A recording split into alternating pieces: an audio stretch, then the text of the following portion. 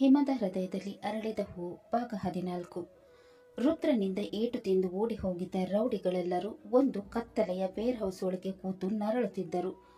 ಒಬ್ಬನ ಮುಖ ಊದಿಕೊಂಡಿತ್ತು, ಇನ್ನೊಬ್ಬನ ಕೈಗೆ ಪ್ಲಾಸ್ಟರ್ ಹಾಕಿದ್ದರು, ಮತ್ತೊಬ್ಬನ ಕಾಲೇ ಸರಿಯಾಗಿ ನಿಲ್ಲುತ್ತಿರಲಿಲ್ಲ. ರೌಡಿ ಸೀನ ತನ್ನ ಬಲ ಕೈ ಎತ್ತಕ್ಕಾಗದೆ ಎಡ ಕೈಯಲ್ಲೇ ಫೋನ್ ತೆಗೆದು ತಮ್ಮ ಬಾಸ್ಗೆ ಕಾಲ್ ಮಾಡಿದನು. ಬಾಸ್, ಎಲ್ಲ ಎಡವಟ್ಟಾಯಿತು, ಅವಳು ತಪ್ಪಿಸ್ಕೊಂಡು ಬಿಟ್ಲು. ಆ ಮಾತು ಕೇಳಿದ ಕ್ಷಣ ಅತ್ತ ಕಡೆಯಿಂದ ಕೋಪದ ಧ್ವನಿ ಕೇಳಿಸಿತು. ವಾಟ್? ಒಂದು ಹೆಂಗಸನ್ನು ಹೊಡೆಯಕ್ಕೆ ಆಗಿಲ್ವಾ ನಿಮ್ಮ ಕೈಲಿ? ಹೇಗೆ ತಪ್ಪಿಸ್ಕೊಂಡ್ಲು? ರೌಡಿ ಸೀನ ಭಯದಿಂದ, ಬಾಸ್, ಅವಳ ಗಂಡ ಅವಳಿಗೆ ಏನೂ ಆಗದಂತ ನೋಡ್ಕೊಂಡ. ಅವನು ಮನುಷ್ಯ ಅಲ್ಲ ಬಾಸ್, ರಾಕ್ಷಸ. ಆ ಮಾತು ಕೇಳಿದ ಕ್ಷಣ ಅತ್ತ ಕಡೆಯಿಂದ ಜೋರಾಗಿ ಏನೋ ಒಡೆದ ಸದ್ದು ಕೇಳಿಸಿತು. ಮುಚ್ಚು ಬಾಯಿ, ಅವನ ಹೆಂಡತಿ ನಾನು, ಅವಳಲ್ಲ ಎಂದಾಗ ರೌಡಿ ಸೀನ ಭಯದಿಂದ, ಸಾರಿ ಬಾಸ್, ಗೊತ್ತಿರಲಿಲ್ಲ. ಅವಳು ಹಾಗಾದ್ರೆ ಎರಡನೇ ಹೆಂಡತಿನ? ಅವನ ಮಾತು ಕೇಳಿ ಅವಳ ಕಣ್ಣುಗಳಲ್ಲಿ ಡೇಂಜರಸ್ ಜಲಸಿ ಹೊತ್ತಿಕೊಂಡಿತು. ಹೇಳಿದೆ ಅಲ್ವಾ, ಅವನಿಗೆ ನಾನೊಬ್ಬಳೇ ಹೆಂಡತಿ. ಅವಳನ್ನು ಸಾಯಿಸಿ ಅಂತ ಕಳಿಸಿದ್ರೆ ತಪ್ಪಿಸ್ಕೊಂಡು ಬಿಟ್ಲು ಅಂತ ಹೇಳ್ತೀರಲ್ವಾ, ನಿಮಗೆ ನಾಚಿಕೆ ಆಗಲ್ವಾ? ರೌಡಿಗಳು ಭಯದಿಂದ ತಲೆ ತಗ್ಗಿಸಿದರು. ಬಾಸ್, ನಿಮ್ಮ ಗಂಡ ರಾಕ್ಷಸ, ನಮಗೆಲ್ಲ ರಕ್ತ ಬರೋ ಹಾಗೆ ಹೊಡೆದಿದ್ದಾನೆ, ಅಷ್ಟೇ ಅಲ್ಲ ಕೈ ಕಾಲು ಮುರಿದಿದ್ದಾನೆ. ಆ ಮಾತು ಕೇಳಿದ ಕ್ಷಣ ಅವಳು ಕ್ಷಣಕಾಲ ಮೌನವಾದಳು. ಈಗ ಅವನು ಎಲ್ಲಿ? ಅವನಿಗೆ ಸ್ವಲ್ಪ ಏಟಾಗಿದೆ, ಅದಕ್ಕೆ ಹಾಸ್ಪಿಟಲ್ ಕರೆದುಕೊಂಡು ಹೋಗಿದ್ದಾರೆ. ಆ ಮಾತು ಕೇಳಿದ ಕ್ಷಣ ಅವಳ ಮುಖ ಗಾಬರಿಯಿಂದ ಬದಲಾಯಿತು. ಯು ಇಡಿಯಟ್ಸ್, ಅವನಿಗೆ ಏನು ಮಾಡಬಾರ್ದಂತ ಹೇಳಿದಲ್ವಾ? ಅಷ್ಟು ಹೇಳಿ ಅವಳು ಕೋಪದಿಂದ ಫೋನನ್ನು ಟೇಬಲ್ ಮೇಲೆ ಎಸೆದಳು. ಇಡಿಯಟ್ಸ್, ಅವಳನ್ನು ಸಾಯಿಸಕ್ಕೆ ಹೇಳಿದ್ರು ರುದ್ರನಿಗೆ ಹೊಡೆದಿದ್ದಾರೆ. ಅವಳು ಕೋಪದಿಂದ ರೂಮಲ್ಲಿ ಮುಂದೆ ಹಿಂದೆ ನಡೆಯತೊಡಗಿದಳು. ರುದ್ರನ್ಗೆ ಏನಾದರೂ ಆದರೆ ನನ್ನ ಪ್ಲಾನ್ ಎಲ್ಲ ಉಲ್ಟಾಗುತ್ತೆ. ಅವಳು ಹಲ್ಲು ಕಚ್ಚಿಕೊಂಡು ಮಿರರ್ ಮುಂದೆ ನಿಂತಳು. ಈಗ ನಾನೇನಾದರೂ ಹಾಸ್ಪಿಟಲ್ಗೆ ಹೋದ್ರೆ ಎಲ್ಲರಿಗೂ ನನ್ನ ಮೇಲೆ ಡೌಟ್ ಬರ್ಬೋದು. ಕೆಲ ಕ್ಷಣ ಯೋಚಿಸಿದ ಅವಳ ತುಟಿಗಳ ಮೇಲೆ ನಿಧಾನವಾಗಿ ಕುತಂತ್ರದ ನಗು ಮೂಡಿತು. ಏನು ಗೊತ್ತಿಲ್ಲ ಅನ್ನೋ ಥರ ಇರಬೇಕು.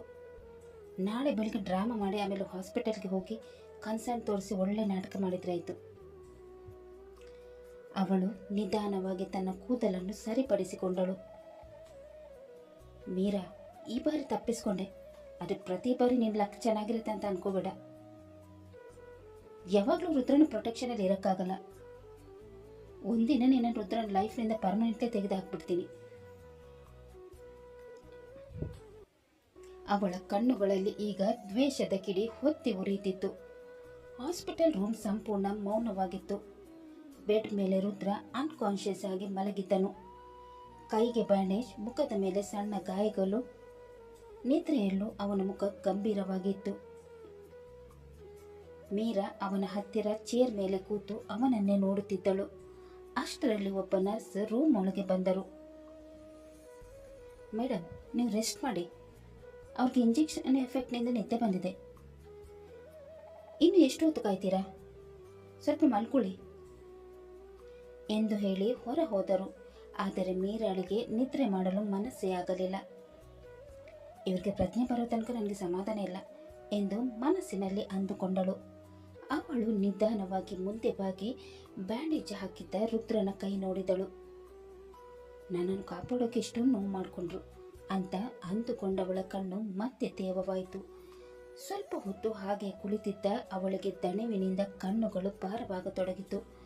ಕೊನೆಗೆ ಅವಳಿಗೆ ಚೇರ್ ಮೇಲೆ ನಿದ್ದೆ ಬಂದುಬಿಟ್ಟಿತು. ನಿದ್ರೆಯಲ್ಲಿ ಅವಳಿಗೆ ತಿಳಿಯದಂತೆ ಅವಳ ಕೈ ರುದ್ರನ ಕೈ ಮೇಲೆ ಬಂದು ನಿಂತಿತು. ಆ ಸ್ಪರ್ಶವಾದ ಕೆಲ ಕ್ಷಣಗಳ ನಂತರ ರುದ್ರನ ಬೆರಳುಗಳು ಸ್ವಲ್ಪ ಅಲುಗಾಡಿದವು. ನಿಧಾನವಾಗಿ ಅವನು ಕಣ್ಣು ತೆರೆದನು. ತನ್ನ ಕೈ ಹಿಡಿದು ಚೇರ್ ಮೇಲೆ ಮಲಗಿದ್ದ ಮೀರಾಳ ಕಡೆ ಅವನ ದೃಷ್ಟಿ ಹೋಯಿತು. ಅವಳ ಕಣ್ಣುಗಳ ಸುತ್ತ ಇನ್ನೂ ಅಳುವ ಗುರುತು ಇತ್ತು. ಅದನ್ನು ನೋಡಿ ರುದ್ರನ ಹೃದಯ ವಿಚಿತ್ರವಾಗಿ ನೋವು ಅನುಭವಿಸಿತು. ನಿಧಾನವಾಗಿ ಅವನು ತನ್ನ ಗಾಯವಾಗಿರದ ಕೈ ಎತ್ತಿ ಅವಳ ತಲೆ ಮೇಲೆ ಸವರಿದನು. ಅವನ ಸ್ಪರ್ಶಕ್ಕೆ ನಿದ್ರೆಯಲ್ಲಿ ಮೀರಾ ಸ್ವಲ್ಪ ಕದಲಿದಳು. ರುದ್ರ ಅವಳನ್ನೇ ನೋಡುತ್ತಾ ಮೌನವಾಗಿ ನಕ್ಕನು. ನಾನು ಇವಳಿಗೆ ಅಷ್ಟೊಂದು ಕಾಟ ಕೊಟ್ಟಿದ್ರೆ ನನಗೋಸ್ಕರ ಅಳ್ತಾ ಇದ್ಲು. ಅವನಿಗೆ ಮೊದಲ ಬಾರಿ ತನ್ನೊಳಗೆ ಪಶ್ಚಾತ್ತಾಪದ ಭಾವನೆ ಹುಟ್ಟಿತು.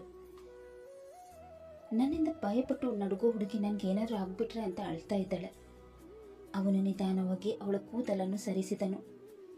ಯಾಕೆ ಮೀರಾ, ನನ್ನನ್ನು ಇಷ್ಟೊಂದು ಕೇರ್ ಮಾಡ್ತಾ ಇದೆಯಾ ಎಂದು ಮನಸ್ಸಿನಲ್ಲಿ ಹೇಳಿಕೊಂಡನು. ಅಷ್ಟರಲ್ಲಿ ನಿದ್ದೆಯಲ್ಲಿದ್ದ ಮೀರಾ ಅವನ ಕೈಯನ್ನು ಇನ್ನೂ ಗಟ್ಟಿಯಾಗಿ ಹಿಡಿದುಕೊಂಡಳು. ಆ ಸ್ಪರ್ಶವಾದ ಕ್ಷಣ ರುದ್ರನ ತುಟಿಗಳ ಮೇಲೆ ಸಣ್ಣ ನಗು ಮೂಡಿತು. ನನ್ನಿಂದ ದೂರ ಇರ್ತೀನಿ ಅಂತ ಹೇಳ್ತೀಯ, ಆದರೆ ನಿದ್ದೆಯಲ್ಲೂ ನಾನು ಕೈ ಬಿಡ್ತಾ ಇಲ್ಲ ಅಂತ ಅಂದುಕೊಳ್ಳುತ್ತಾ ಅವನು ನಿಧಾನವಾಗಿ ಮುಂದೆ ಬಾಗಿ ಅವಳ ಮುಖವನ್ನು ನೋಡುತ್ತಾ ಕುಳಿತನು. ಆ ಕ್ಷಣ ಮೊದಲ ಬಾರಿಗೆ ರುದ್ರ ಸಾಲಿಯನ ಹೃದಯದಲ್ಲಿ ಭಯಕ್ಕಿಂತ ಜಾಸ್ತಿ ಪ್ರೀತಿ ಬೆಳೆಯತೊಡಗಿತು. ಅವನು ನಿಧಾನವಾಗಿ ಅವಳ ಮುಖದ ಮೇಲೆ ಬಿದ್ದಿದ್ದ ಕೂದಲನ್ನು ಮತ್ತೆ ಸರಿಪಡಿಸಿದನು. ಅಷ್ಟರಲ್ಲಿ ಮೀರಾಳಿಗೆ ನಿಧಾನವಾಗಿ ಎಚ್ಚರವಾಯಿತು. ಕಣ್ಣು ತೆರೆದ ಕ್ಷಣ ತಾನು ರುದ್ರನ ಕೈ ಹಿಡಿದು ಮಲಗಿದ್ದನ್ನು ನೋಡಿ ಗಾಬರಿಯಾದಳು. ಸರ್ ಎಂದು ತಕ್ಷಣ ಎದ್ದು ಕುಳಿತುಕೊಳ್ಳಲು ಹೋದಳು. ಆದರೆ ಅಷ್ಟೊಂದು ಹೊತ್ತು ಸರಿಯಾಗಿ ಕೂತಿರದ ಕಾರಣ ಅವಳ ಕಾಲು ಮರಗಟ್ಟಿದ ಥರ ಆಗಿತ್ತು. ಅವಳು ಇನ್ನೇನು ಬ್ಯಾಲೆನ್ಸ್ ತಪ್ಪಿ ಬೀಳಬೇಕು. ಅಷ್ಟರಲ್ಲಿ ರುದ್ರ ಅವಳ ಕೈ ಹಿಡಿದು ತನ್ನತ್ತ ಎಳೆದುಕೊಂಡನು. ಕೇರ್ಫುಲ್. ಮೀರಾ ನೇರವಾಗಿ ಅವನ ಎದೆ ಮೇಲೆ ಬಿದ್ದಳು. ಇಬ್ಬರ ಕಣ್ಣುಗಳು ಮತ್ತೆ ಒಂದಕ್ಕೊಂದು ಬೆಸೆದವು.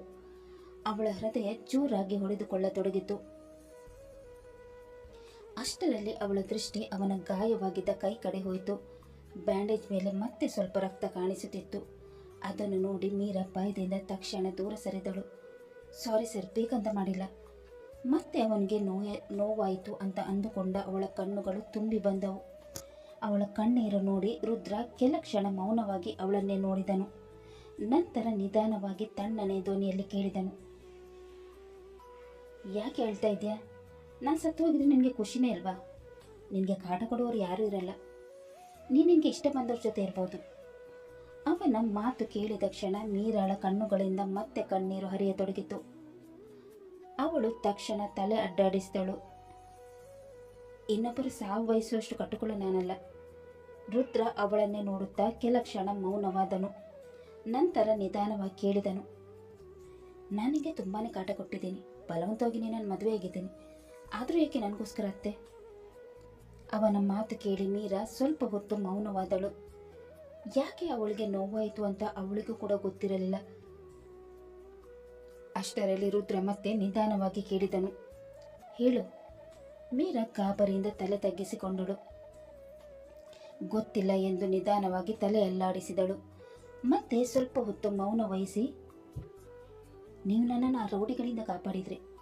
ನನ್ನಿಂದ ನಿಮ್ಗೇನಾರ ಆದರೆ ಅದು ನನ್ನಿಂದ ಸಹಿಸ್ಕೊಳ್ಳೋಕ್ಕಾಗಲ್ಲ. ಅವಳ ಮಾತು ಕೇಳಿ ರುದ್ರ ತುಸು ನಕ್ಕನು.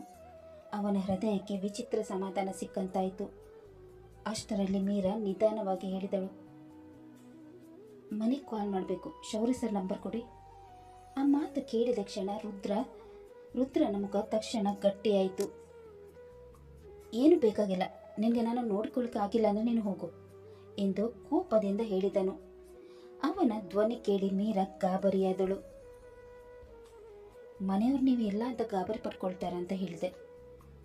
ರುದ್ರ ತಕ್ಷಣ ಅವಳ ಕಣ್ಣಲ್ಲೇ ನೋಡಿದನು. ನಾನು ಇಲ್ಲಾಂದ್ರೆ ಯಾರಿಗೂ ಗಾಬರಿ ಆಗಲ್ಲ. ನಿನ್ಗೀಗ ನನ್ನ ನೋಡ್ಕೊಳಕ್ಕಾಗಲ್ವಾ? ಆ ಮಾತು ಕೇಳಿದ ಕ್ಷಣ ಮೀರಾಳ ಹೃದಯ ಭಯದಿಂದ ಹೊಡೆದುಕೊಳ್ಳತೊಡಗಿತು. ಅವಳು ತಕ್ಷಣ ತಲೆ ಅಡ್ಡಾಡಿಸಿದಳು. ನಾನು ಹಾಗೆ ಹೇಳಿಲ್ಲ, ಇಲ್ಲ ನಿಮ್ಮ ಜೊತೆ ಇರ್ತೀನಿ. ಆ ಮಾತು ಕೇಳಿದ ಕ್ಷಣ ರುದ್ರನ ತುಟಿಗಳ ಮೇಲೆ ನಿಧಾನವಾಗಿ ಸಣ್ಣ ನಗು ಮೂಡಿತು. ಆದರೆ ಅವನು ಅದನ್ನು ಮರೆ ಮಾಡುತ್ತಾ ಮುಖ ತಿರುಗಿಸಿಕೊಂಡನು. ಯಾಕೆಂದರೆ ಅವಳು ನಿಮ್ಮ ಜೊತೆ ಇರ್ತೀನಿ ಅಂತ ಹೇಳಿದ ಮಾತು ಅವನಿಗೆ ವಿಚಿತ್ರ ಖುಷಿ ಹುಟ್ಟಿಸಿತು. ನನಗೆ ಬಾಯಾರಿಕೆ ಆಗ್ತಾ ಇದೆ ಎಂದು ರುದ್ರ ನಿಧಾನವಾಗಿ ಹೇಳಿದನು. ಆಗ ಮೀರಾ ತಕ್ಷಣ ಎದ್ದು ನಿಂತಳು. ಅವಳು ಟೇಬಲ್ ಮೇಲಿದ್ದ ಗ್ಲಾಸ್ ತೆಗೆದು ಗ್ಲಾಸಲ್ಲಿ ನೀರು ಹಾಕಿದಳು. ನಂತರ ನಿಧಾನವಾಗಿ ಅವನ ಹತ್ತಿರ ಬಂದು ಗ್ಲಾಸ್ ಮುಂದೆ ಹಿಡಿದಳು. ರುದ್ರ ಅವಳ ಕೈಯಿಂದ ಗ್ಲಾಸ್ ತೆಗೆದುಕೊಳ್ಳಲು ಮುಂದಾದನು. ಆದರೆ ಮೀರಾ ತಕ್ಷಣ ತಲೆ ಅಡ್ಡಾಡಿಸಿದಳು. ಬೇಡ, ನಿಮ್ಮ ಕೈಗೆ ಗಾಯ ಆಗಿದೆ, ನಾನೇ ಕುಡಿಸ್ತೀನಿ. ಅವಳ ಮಾತು ಕೇಳಿ ರುದ್ರನ ಕಣ್ಣುಗಳಲ್ಲಿ ವಿಚಿತ್ರ ಸಾಫ್ಟ್ನೆಸ್ ಮೂಡಿತು. ಮೀರಾ ನಿಧಾನವಾಗಿ ಗ್ಲಾಸನ್ನು ಅವನ ತುಟಿಗಳ ಹತ್ತಿರ ಹಿಡಿದಳು. ರುದ್ರ ಅವಳನ್ನೇ ನೋಡುತ್ತಾ ನೀರು ಕುಡಿಯತೊಡಗಿದನು. ಅವನ ದೃಷ್ಟಿ ಸಂಪೂರ್ಣವಾಗಿ ಅವಳ ಮೇಲೆ ಇರುವುದನ್ನು ಗಮನಿಸಿದವಳು, ಸರ್, ನೀರು ಎಂದು ಗಾಬರಿಯಿಂದ ಹೇಳಿದಳು. ಅದನ್ನು ನೋಡಿ ರುದ್ರ ನಿಧಾನವಾಗಿ ತುಂಟಣಗೆ ಬೀರಿದನು. ಕುಡಿತಾ ಇದ್ದೀನಲ್ವಾ? ನಿನ್ನ ಮುಖ ನೋಡಿದ್ರೆ ಇನ್ನೂ ದಾಹ ಹೆಚ್ಚಾಗ್ತಾ ಇದೆ. ಆ ಮಾತು ಕೇಳಿದ ಕ್ಷಣ ಮೀರಾಳ ಮುಖ ಸಂಪೂರ್ಣ ಕೆಂಪಾಯಿತು. ಅವಳು ತಕ್ಷಣ ತಲೆ ತಗ್ಗಿಸಿಕೊಂಡಳು. ಇದನ್ನು ನೋಡಿ ರುದ್ರ ಒಳಗೊಳಗೆ ನಕ್ಕನು. ರುದ್ರನಿಗೆ ನೀರು ಕುಡಿಸಿ ಆದ ಮೇಲೆ ಮೀರಾ ನಿಧಾನವಾಗಿ ಅವನನ್ನು ಮಲಗಿಸಿದಳು. ನಿದ್ದೆ ಮಾಡಿ ಎಂದು ನಿಧಾನವಾಗಿ ಹೇಳಿ ಪಕ್ಕದಲ್ಲಿದ್ದ ಬೆಡ್ ಕಡೆ ಹೋಗಲು ಮುಂದಾದಳು. ಅದನ್ನು ನೋಡಿದ ಕ್ಷಣ ರುದ್ರನ ಮುಖ ಗಟ್ಟಿಯಾಯಿತು. ನೀನು ಅಲ್ಲಿ ಹೋಗಿ ಮಲ್ಕೊಂಡ್ರೆ ನಾನು ನೋಡ್ಕೊಳ್ಳೋರು ಯಾರು? ಅವನ ಮಾತು ಕೇಳಿ ಮೀರಾ ತಕ್ಷಣ ಅವನ ಮುಖವನ್ನೇ ನೋಡಿದಳು. ಯಾಕೆ ಹಾಗೆ ನೋಡ್ತಾ ಇದೆಯಾ ಎಂದು ತುಂಟತನದಿಂದ ಕೇಳಿದನು. ಮತ್ತೆ ಎಲ್ಲಿ ಮಲ್ಕೊಳ್ಳಿ? ನೀನು ಇಲ್ಲೇ ನನ್ನ ಜೊತೆಗೇನು ಬಂದು ಮಲ್ಕೋ. ಅವನ ಮಾತು ಕೇಳಿ ಮತ್ತೆ ಅವನ ಕಡೆ ಪ್ರಶ್ನಾರ್ಥಕವಾಗಿ ನೋಡಿದವಳು, ನಾನು ಹೇಗೆ ನಿಮ್ಮ ಹತ್ರ ಮಲ್ಕೊಳ್ಳೋಕ್ಕಾಗತ್ತೆ? ಅಲ್ಲಿ ಜಾಗ ಎಲ್ಲಿದೆ? ರುದ್ರ ನಿಧಾನವಾಗಿ ಅವಳತ್ತ ವಾಲಿ, ಜಾಗ ಇಲ್ಲಂದ್ರೆ ಮಾಡ್ಕೊಂಡ್ರಾಯ್ತು. ಏನು, ನೀನು ಅಲ್ಲಿ ಮಲ್ಕೊಂಡು ನಾನು ನಿಲ್ಲೇ ಸಾಯ್ಕೆ ಬಿಡ್ತೀಯಾ? ಅವನ ಮಾತು ಕೇಳಿದ ಕ್ಷಣ ಮೀರಾ ಗಾಬರಿಯಿಂದ ತಕ್ಷಣ ಅವನ ಹತ್ತಿರ ಬಂದು ಕುಳಿತಳು. ಹಾಗೆಲ್ಲ ಮಾತಾಡಬೇಡಿ ಎಂದು ನಿಧಾನವಾಗಿ ಹೇಳಿದಳು. ಅದನ್ನು ನೋಡಿ ರುದ್ರ ಒಳಗೊಳಗೆ ನಕ್ಕನು. ಇಲ್ಲಿ ಕೂತ್ಕೋ ಅಂತ ಹೇಳಿಲ್ಲ, ಮಲ್ಕೋ ಅಂತ ಹೇಳಿದೆ. ಅಷ್ಟು ಹೇಳಿ ಅವನು ಸ್ವಲ್ಪ ಹಿಂದೆ ಸರಿದನು. ಮೀರಾಳ ಹೃದಯ ವೇಗವಾಗಿ ಹೊಡೆದುಕೊಳ್ಳತೊಡಗಿತು. ಸ್ವಲ್ಪ ಮುಜುಗರವಾದರೂ ನಿಧಾನವಾಗಿ ಬೆಡ್ ಮೇಲೆ ಮಲಗಿದಳು. ಅವರಿಬ್ಬರ ಮಧ್ಯೆ ಕೆಲ ಕ್ಷಣ ಮೌನ ಆವರಿಸಿತು. ರುದ್ರ ಮಾತ್ರ ಅವಳನ್ನೇ ನೋಡುತ್ತಾ ಇದ್ದನು. ಅವಳು ತಿರುಗಿ ಮಲಗಿದ್ದಳು. ಅವಳು ತನ್ನ ಹತ್ತಿರದಲ್ಲಿ ಇದ್ದಾಳೆ ಅನ್ನೋ ವಿಚಿತ್ರ ಸಮಾಧಾನ ಅವನೊಳಗೆ ಮೂಡಿತು. ಸ್ವಲ್ಪ ಹೊತ್ತಾದ ನಂತರ ಮೀರಾಳಿಗೆ ನಿಧಾನವಾಗಿ ನಿದ್ದೆ ಬಂದಿತು. ಅವಳು ನಿದ್ದೆಯಲ್ಲಿ ಸ್ವಲ್ಪ ಅವನ ಕಡೆ ತಿರುಗಿಕೊಂಡಳು. ಅದನ್ನು ಗಮನಿಸಿದ ರುದ್ರನ ತುಟಿಗಳ ಮೇಲೆ ಸಣ್ಣ ನಗು ಮೂಡಿತು. ನಂತರ ತನ್ನ ಗಾಯವಾಗಿದ್ದ ಕೈ ನೋವಾಗುತ್ತಿದ್ದರೂ ಅವನು ನಿಧಾನವಾಗಿ ಅವಳನ್ನು ತನ್ನತ್ತ ಬಳಸಿ ಮಲಗಿದನು. ಅವಳ ತಲೆ ಅವನ ಎದೆ ಮೇಲೆ ಬಂದು ನಿಂತಿತು. ಆ ಕ್ಷಣ ರುದ್ರ ಕಣ್ಣು ಮುಚ್ಚಿಕೊಂಡನು. ಈ ಶಾಂತಿ ಅವಳ ಹತ್ತಿರ ಇದ್ದಾಗ ಮಾತ್ರ ಯಾಕೆ ಸಿಗ್ತಾ ಇದೆ ಎಂದು ಮನಸ್ಸಿನಲ್ಲಿ ಅಂದುಕೊಂಡನು. ನನಗೇನು ಮಾಡ್ತಾ ಇದ್ದೀನಿ ಎಂದು ತನ್ನೊಳಗೆ ತಾನೇ ಕೇಳಿಕೊಂಡನು. ಇವಳಿಗೆ ಕಾಟ ಕೊಡ್ತಾ ಇದ್ದೀನಿ, ಭಯಪಡಿಸ್ತಾ ಇದ್ದೀನಿ, ಆದರೆ ಇವಳು ನನ್ನ ಹತ್ರ ಇದ್ದಾಗ ಮಾತ್ರ ನನಗೆ ಶಾಂತಿ ಸಿಗ್ತಾ ಇದೆ ಅಂತ ಅಂದುಕೊಳ್ಳುತ್ತಿರುವಾಗ ನಿದ್ರೆಯಲ್ಲಿ ಮೀರಾ ನಿಧಾನವಾಗಿ ಅವನ ಶರ್ಟ್ ಹಿಡಿದುಕೊಂಡಳು. ಹೋಗಬೇಡಿ ಎಂದು ನಿಧಾನವಾಗಿ ಗುನುಗಿದಳು. ಆ ಮಾತು ಕೇಳಿದ ಕ್ಷಣ ರುದ್ರನ ಹೃದಯವೇ ನಿಂತಂತಾಯಿತು. ನಿದ್ರೆಯಲ್ಲೂ ನನ್ನನ್ನು ಹೋಗಬೇಡಿ ಅಂತ ಹೇಳ್ತಾ ಇದೆಯಲ್ಲ ಮೀರಾ ಎಂದು ಅವಳನ್ನೇ ನೋಡಿದನು. ಅವನು ನಿಧಾನವಾಗಿ ಅವಳ ಹಣೆಗೆ ಮುತ್ತಿಟ್ಟನು. ಹೋಗಲ್ಲ, ನಿನ್ನನ್ನು ಬಿಟ್ಟು ಎಲ್ಲೂ ಹೋಗಲ್ಲ ಎಂದು ಮೊದಲ ಬಾರಿಗೆ ತುಂಬ ಮೃದುವಾಗಿ ಹೇಳಿ ಅವಳನ್ನು ಆಲಂಗಿಸಿಕೊಂಡೇ ಮಲಗಿದನು. ಕತೆ ಮುಂದುವರಿಯುವುದು. ಮೀರಾಳ ಮೇಲೆ ಅಟ್ಯಾಕ್ ಮಾಡಲು ಬಂದವರು ಯಾರು? ಇದರ ಹಿಂದೆ ಇಶಿಕಾಳ ಕೈವಾಡ ಇರೋದನ್ನು ರುದ್ರ ಪತ್ತೆ ಹಚ್ಚುತ್ತಾನ ಅಥವಾ ಇಶಿಕಾಳ ನಾಟಕ ಎಲ್ಲರ ಮುಂದೆಯೂ ಸಕ್ಸಸ್ ಆಗುತ್ತಾ? ಮೀರಾಳ ಜೀವಕ್ಕೆ ಇನ್ನೂ ದೊಡ್ಡ ಅಪಾಯ ಕಾದಿದೆಯಾ? ಇವೆಲ್ಲದರ ಉತ್ತರ ತಿಳಿಯಲು ಮುಂದಿನ ಸಂಚಿಕೆಯಾಗಿ ಕಾಯೋಣ. ಅಲ್ಲಿ ತನಕ ಈ ಕತೆ ನಿಮಗೆ ಇಷ್ಟವಾದಲ್ಲಿ ಲೈಕ್ ಮಾಡಿ, ಶೇರ್ ಮಾಡಿ ಮತ್ತು ಸಬ್ಸ್ಕ್ರೈಬ್ ಮಾಡೋದನ್ನು ಮಾತ್ರ ಮರಿಬೇಡಿ. ಹಾಗೆ ಕತೆ ಹೇಗಿದೆ ಅಂತ ಕಮೆಂಟ್ ಬಾಕ್ಸಲ್ಲಿ ತಿಳಿಸಿ. ಮುಂದಿನ ಸಂಚಿಕೆಯಲ್ಲಿ ಮತ್ತೆ ಭೇಟಿಯಾಗೋಣ. ಧನ್ಯವಾದಗಳು.